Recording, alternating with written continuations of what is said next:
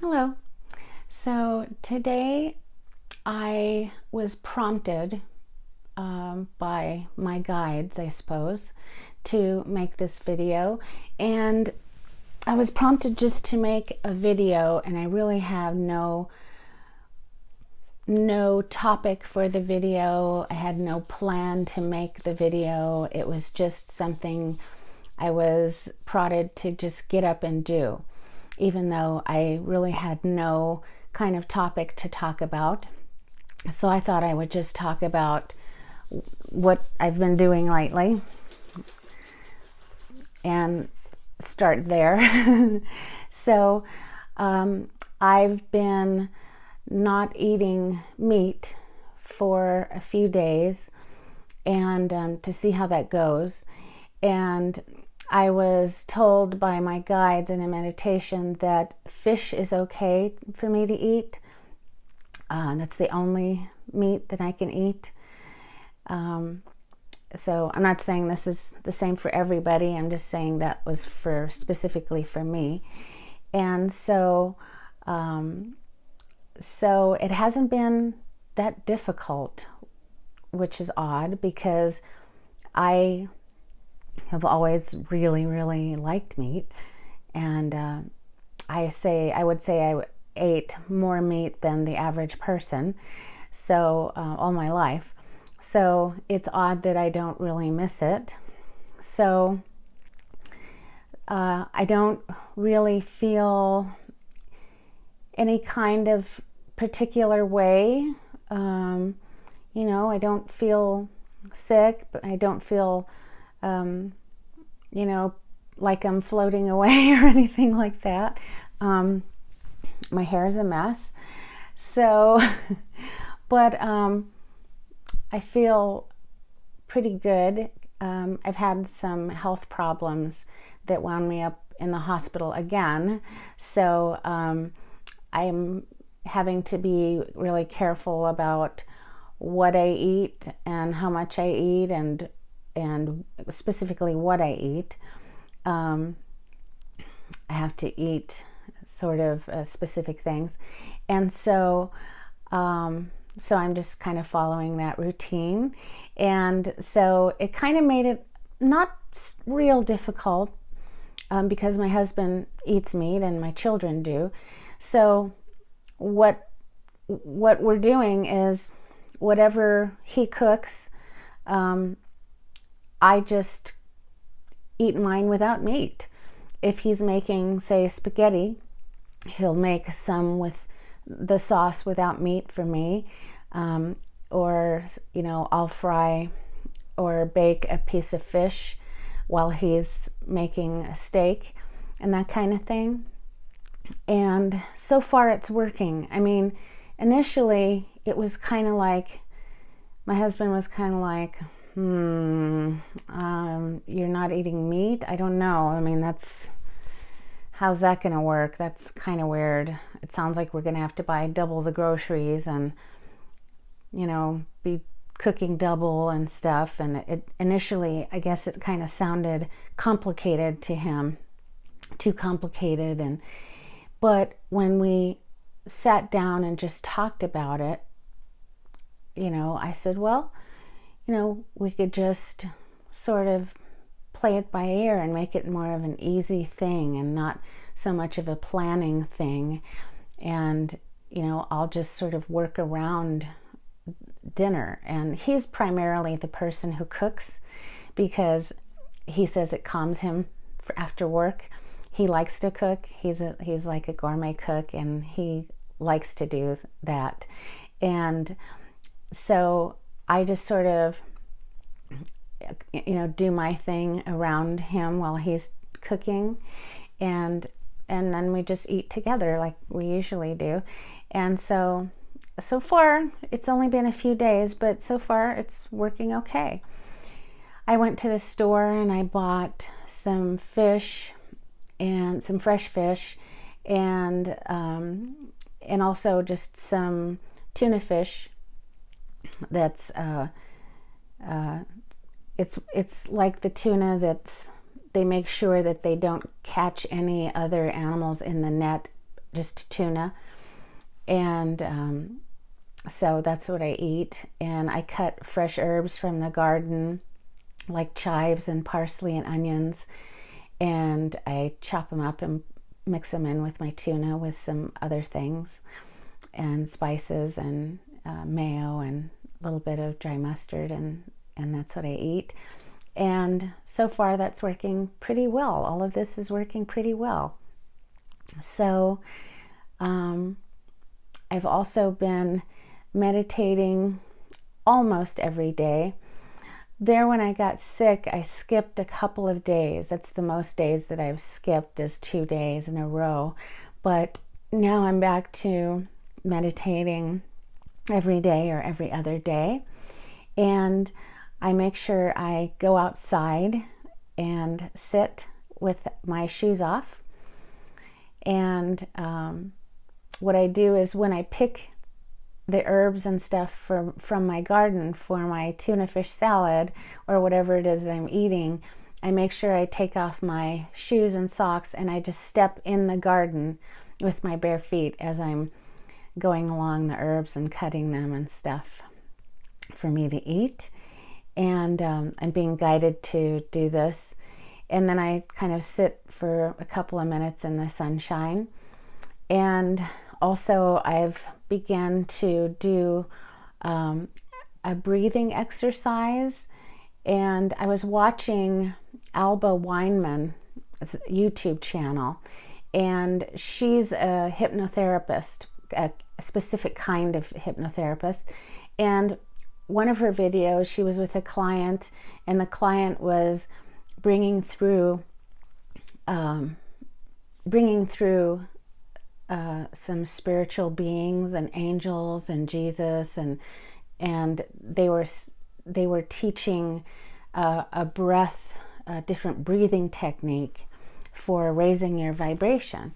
And so it's called the So-Hum breath. You breathe in and you kind of say so, and when you breathe out you say hum. And I remembered when I was watching this that I learned this same breath way back in like 1998.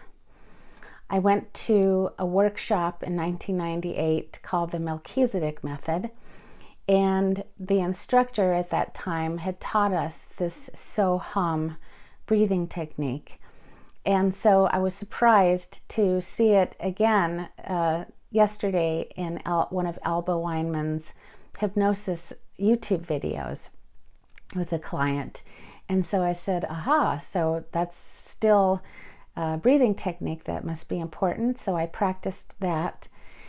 And that seems to help center me and ground me, because I tend to be very, very frenetic and scattered and ungrounded the majority of the time. And that breathing technique is one of the few things that helps me. And so I'm glad that I found that video so I can remember that breathing technique again. And it kind of goes contrary to what you would normally do when you're breathing.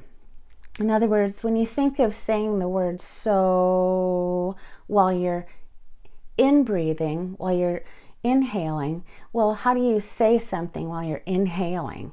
At first, it doesn't make sense. And when you first do it, you're like, it seems so unnatural. Like, how do I say the word so while I'm breathing in? I mean, it doesn't work that way. But it sort of does. You just sort of lightly say it, like, and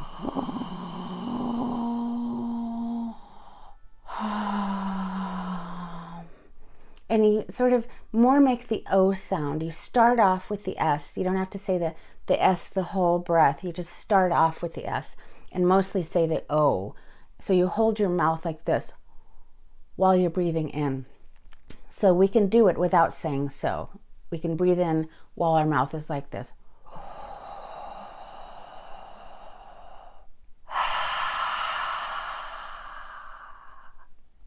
So that's how I sort of started practicing the so hum breath.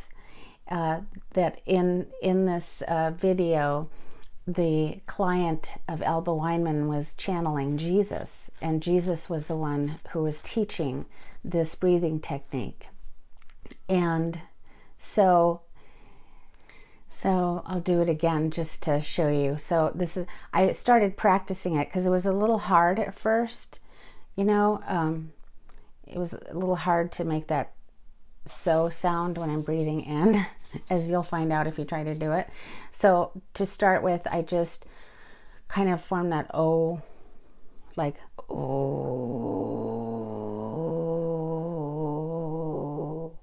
and I could do that. It was saying the S sound that was difficult. You have to really concentrate and do it very slowly and very quietly. The harder you try to sound, or the louder you try to do it, the harder it is. But if you do it softly, like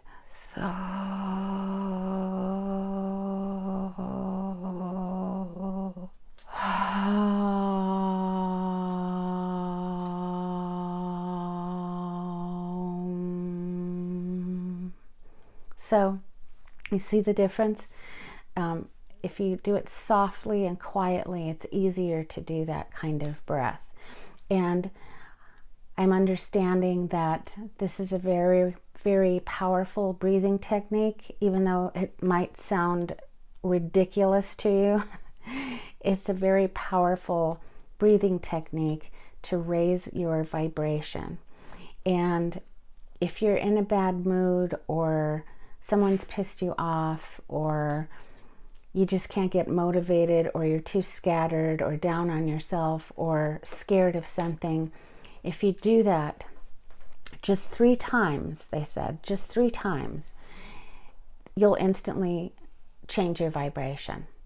I try to do it 7 times now, but even when I was doing it 3 times, I could tell that I felt more calm and centered. And what I needed to do was just forget how ridiculous it sounds, and forget how hard it was to do, and just do it. And I think, what we sound like and things that are different, we tend to be afraid of doing, or we kind of want to push it away. But once I started doing it, I started feeling a little bit more centered. And it sounds kind of the same as when you're doing the like when you're meditating and you're saying when you do the out breath of hum, H-A-M, so hum, it sounds like the and as I understand it, it carries the same vibration. And someone explained it to me once in that course I took in 1998. They said that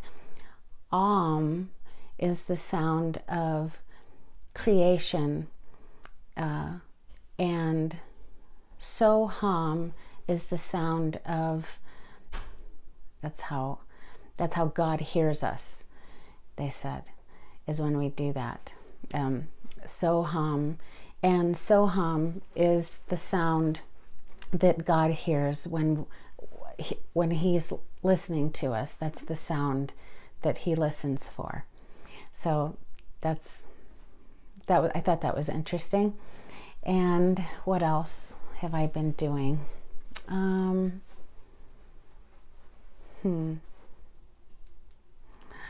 What I've been doing is I've been sealing my energy. That's something new that I learned in one of Alba Weinman's YouTube videos about sealing my energy. In other words, so you know how we can build up our energy of white light all around us? We can have it pour down on our crown, it comes out our hands, etc. Well, I was told when we're done with these breathing exercises, what we can do is we can seal that extra light in with purple.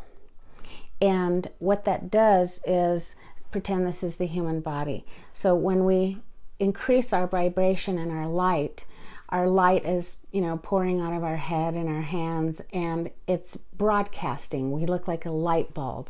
And sometimes ne'er-do-wells or,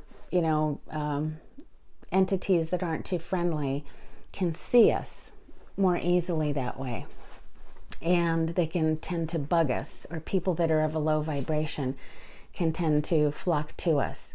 So when we seal our energy, seal that white light inside of us, close to our body, when we seal it with purple light, we keep from broadcasting. We're not a light bulb, and so we're not broadcasting that light to everybody, and including, people that don't have a good intentions. So that's something I learned, so I seal my hands and my crown chakra and my feet with purple whenever I am finished meditating or finished doing some breath work. And so it doesn't diminish the light, it just seals it off so that it's all around you and in you, and it's not broadcasting out into the world. There are times maybe that you'd want to broadcast out into the world, but not when you're first beginning, because like I say, that can act like a light bulb to everyone, good and not so good. So I just thought I'd share that with you. And one of the things that I was also prodded to do was to show you this little configuration that I have set up right here. This is a bottle of Orosoma. I have many of them. This one is specifically for a love vibration. It's pink, and it has certain flowers and crystal vibrations in it, and sounds, and then also there's a rock right here that's shaped like a heart. And then here's my moonstone, which has a cross in it, a white cross.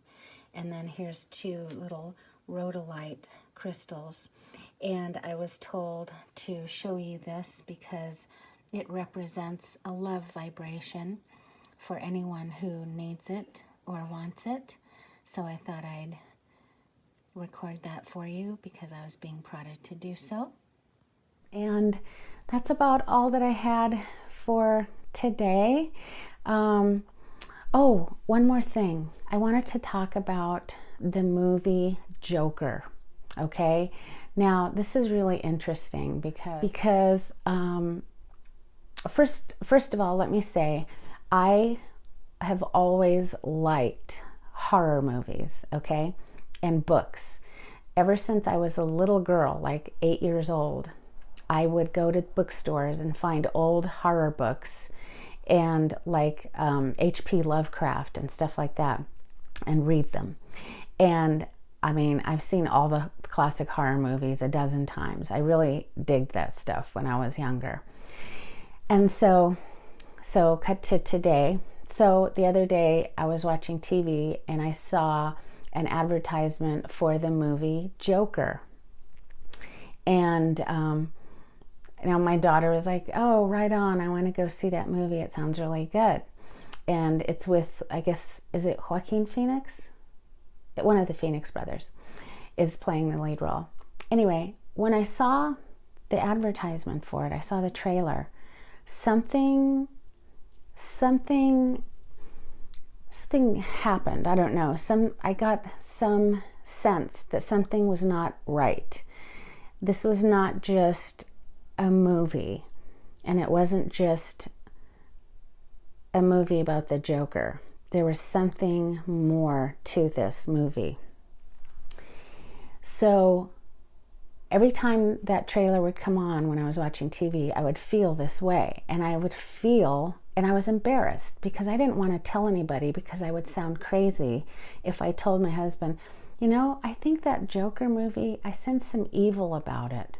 I mean, people are going to be like, it's just a scary movie, right? But I sensed there was something really wrong and different about this movie. So, lo and behold, I ran into this YouTube channel called Sloan Bella. Sloan Bella, S-L-O-A-N, and her last name is Bella, B-E-L-L-A. She's a psychic medium.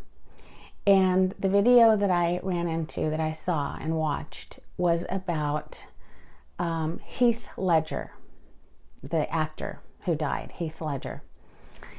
And when she got to the part where Heath Ledger was describing how he prepped for movie roles, I was like, and I understood why the movie trailer for the Joker affects me this way.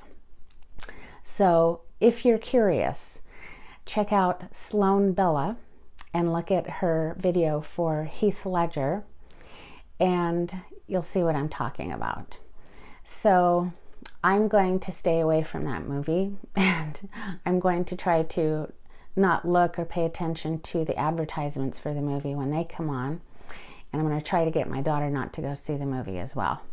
So that's one more thing that I wanted to let you guys know that I found out this last week. So that's what I've been doing, and I don't know if I'm doing any good at it, but it seems to be working for me. It's not working against me thus far, so I think these things are good things that I'm being prodded to do.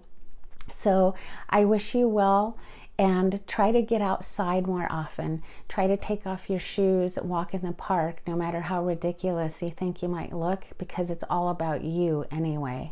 It's all about your journey and not about anyone else. So try to get outside, try to take your shoes off and touch your feet to the earth, and try to pay more attention about what you put in your mouth hole and your eye hole and your ear hole, because apparently it really matters. And especially since lower vibrational beings are really trying their hardest to lower our vibration right now. So thanks so much for watching. I really appreciate you guys and my new subscribers. Thank you so much, and we'll talk to you soon on the next video. Bye bye.